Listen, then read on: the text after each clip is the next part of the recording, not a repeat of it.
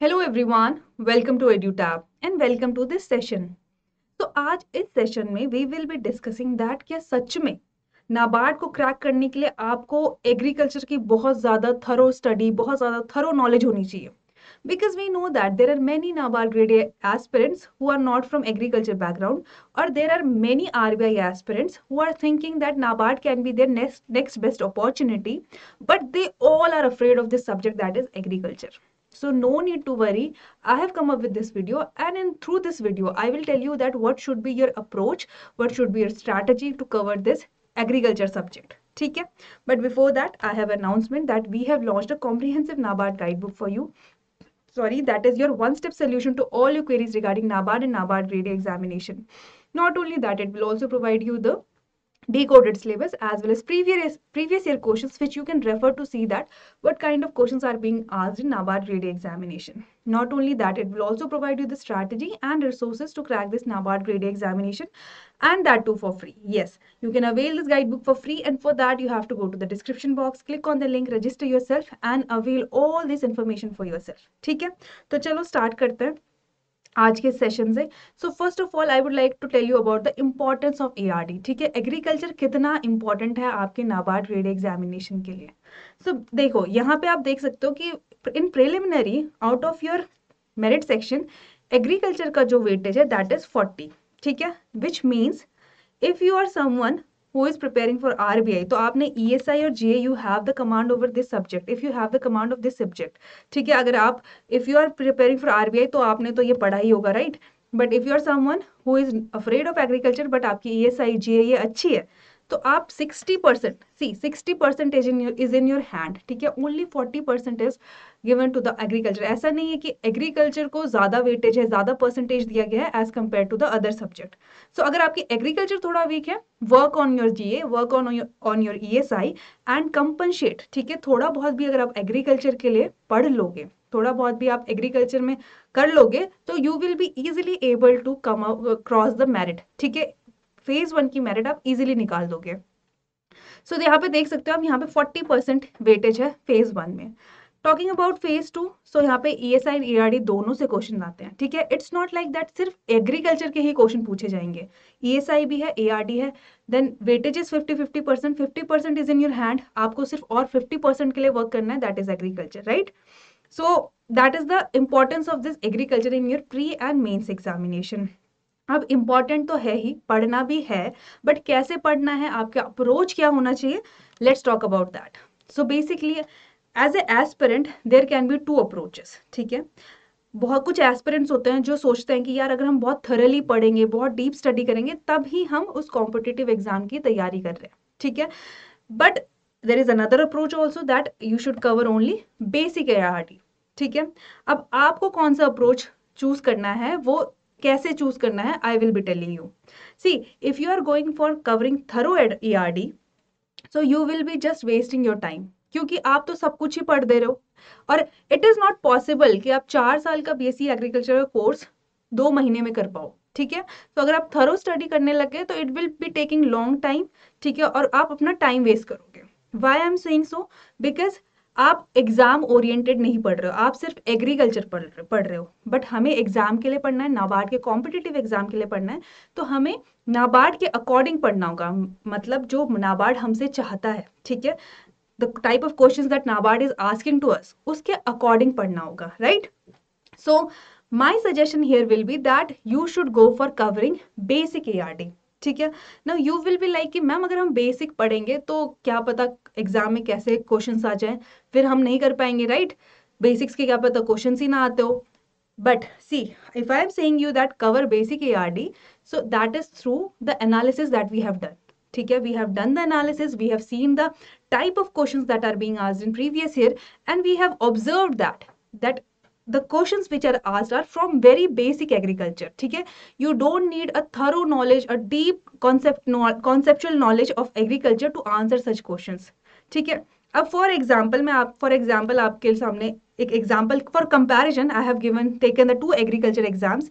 First is IBPS AFO. ठीक है, अब IBPS AFO में देख लो, यहाँ पे जो क्वेश्चंस पूछे जाते हैं वो किस टाइप के होते हैं और नाबार्ड के क्वेश्चंस किस टाइप के होते हैं. देन ओनली यू कैन, आप खुद ही डिसाइड कर लो कि क्या इजी है, ठीक है।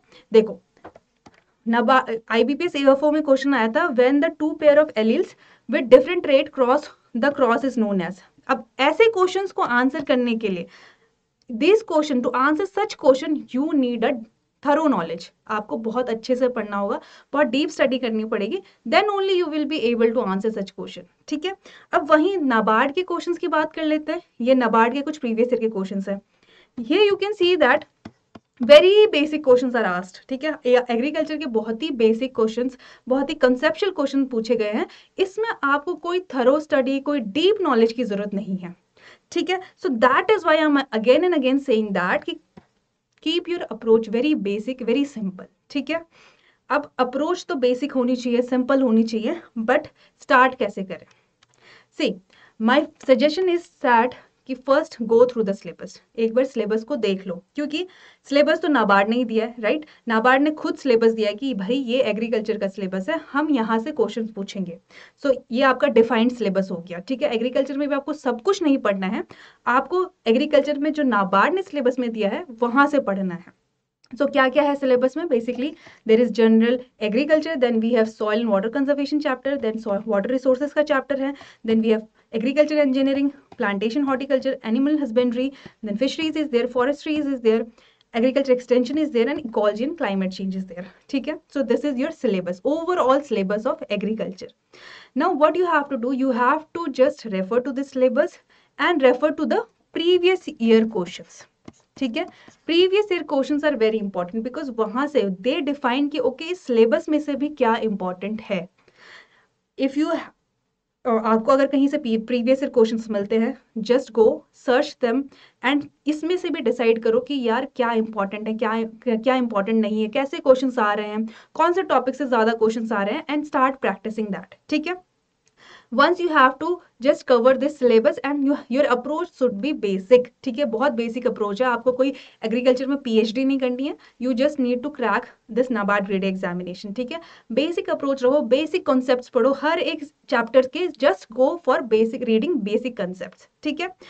if you have the PYQs, take the help of PYQs, otherwise we will be taking a session that there Ekta ma'am will be solving PYQs with you, ठीक है। तो आपको PYQ सॉल्व करवाएंगे and there also you can join and you can see that okay ARD के कैसे PYQs रहते हैं, previous year questions कैसे आते हैं एग्रीकल्चर के, ठीक है। So that was about that session कि आप उसको भी देख सकते हो for the reference, but first go through the syllabus, have the basic approach, ठीक है। PYQ से अपनी जस्ट डिफाइन कर लो, ये इंपॉर्टेंट है, and just your approach should be basic.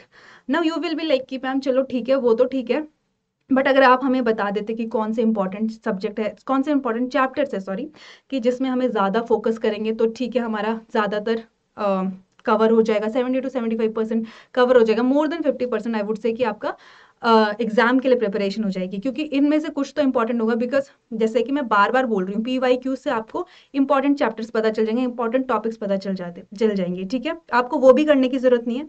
Here is the list of important topics, ये भी हमने आपके लिए कर दिया है कि हमने इंपॉर्टेंट टॉपिक्स की लिस्ट बना दी है अलग से, ये भी एनालिसिस के थ्रू है, ऐसे ही बस उठा के नहीं दिया है, बस इसको अपने तरफ से नहीं बोल रहे हैं, ये जो नाबार्ड के क्वेश्चंस आए हैं, नाबार्ड के क्वेश्चंस के थ्रू जो एनालिसिस हुआ है उसके थ्रू हमने ये फिल्टर आउट किए हैं कि these topics are very important, ठीक है। तो यहाँ पे आपको इनके कॉन्सेप्ट्स को आपको अच्छे से पढ़ना है, ठीक है, क्योंकि इनके जो कॉन्सेप्ट्स हैं वो बेसिक्स है एग्रीकल्चर के, और इनके कॉन्सेप्ट्स अगर आपके हैंड में होंगे, you will if you have the concepts of all these agriculture, all these topics in your hand, then it will be easier for you to cover rest of the syllabus also, ठीक है। so ये आपको अच्छे से पढ़ने हैं, and see why we are saying that these are important। अब आप बोलोगे आपको कैसे पता ये important है? again I am saying we have referred to the PYQs, we have filtered down, we have seen that कि questions from these topics are generally asked more as compared to the rest of the other topics. For example, this is the example of soil and water conservation topic. 4 questions were asked in 2022, ठीक है। These are the 4 questions that were asked in 2022 from this chapter, this single chapter, ठीक है। इसका मतलब क्या है, एक chapter से 4 क्वेश्चन आ रहे हैं, तो इसका मतलब इस चैप्टर की ज्यादा वेटेज है, ठीक है। सो सिमिलरली ये सारे ही चैप्टर्स, बहुत सारे ही टॉपिक्स बहुत इंपॉर्टेंट है, इसको आपको अच्छे से पढ़ना है, ठीक है। सो ये हो गई आपकी इंपॉर्टेंट टॉपिक्स की बात। अब आप यू विल बी लाइक ठीक है ये पढ़ना है बट कहाँ से पढ़ना है, सोर्सेज क्या होने चाहिए हमारे। So no need to worry, I am going to tell you about the sources as well. So here are 3 books for your general agriculture. ठीक है, आप इन तीनों में से किसी एक बुक को रेफर करो according to your suitability. Just pick one of them and start reading. ठीक है, for your general agriculture. These are Fundamental of Agriculture Part 1 Part 2 by Arun Katyan, Competitive Book of Agriculture by Neem Sunda and Agriculture at Glance by R.K. Sharma. ठीक है, तो ये 3 sources है for basic agriculture.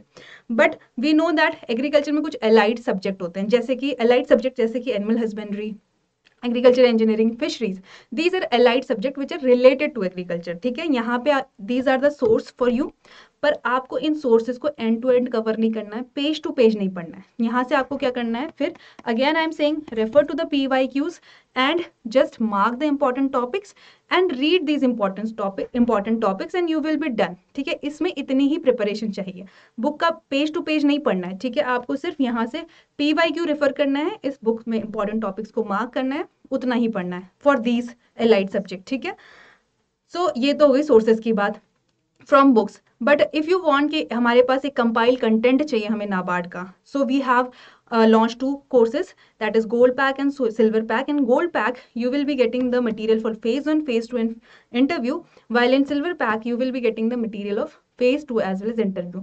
But the good thing about silver pack is अगर आप phase 2 का material लेते हो तो आपकी ESI, ARD और GA phase 1 की भी cover हो जाती है, right? So these are the 2 courses. If you want a content, compiled content कि हमें एक ही जगह पे सब कुछ मिल जाए, so you can refer to these courses also, right? So that was all for this video. I hope you have enjoyed it. If you have any doubt, do let me know in the comment section. And if you are new to our channel, please subscribe to our YouTube channel. And also, if you want to download informative PDF regarding NABARD and NABARD examination, so join our Telegram channel. So that is all. Thank you so much.